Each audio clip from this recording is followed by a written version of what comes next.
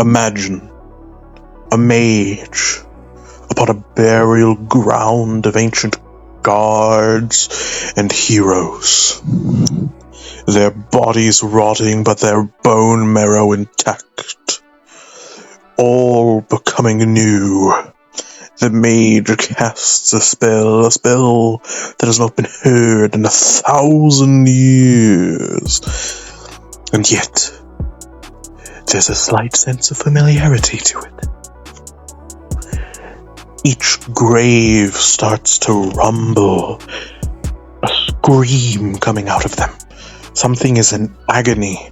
The dirt starts to shift. The worms crawl out of the ground in terror. The bugs fly away. The crows screech and leave. The trees rustle. The stone moves. You hear wood creaking in the dark night. The sky goes red as flowers bloom and animals die. They're alive. The ancient gods and heroes rip off their remaining flesh, but they aren't pristine. They have cracks, and from those cracks of blood, their bone marrow was reactivated. They should have been revived. But instead, the dead were reanimated, not revitalized into life again, but instead a husk of what life could be, bleeding constantly. Any blood that could have possibly been able for magic now becomes tainted with wrath, unable to even be used as medicines or for spells. The blood making the bones slick, making flesh fall from each individual bone as each little part cracks into place when they move. Not quite silence, but cracking and squelching as rattles of the undead. Parts fall off and then climb back on, forming an abomination of wrath and pain, forming an army of the undead. I think I read too much Anna. I just realized something, Felix. With that logic, the fossilizers are a lot scarier. I already found the fossilizers unsettling because of the fact that they're literally reanimated bone that you can rip apart and smack on a metal robot. I already found that kind of unsettling and uncomfortable. But then, imagine, a transformer. Imagine. Okay, picture this. A Combatron crawling across a landfill filled with bodies. They're crawling because their legs have been ripped off by an opponent. But the opponent died. They bled to death. But this opponent, it wasn't quite as others. They had a special type of energy. Engamios energy.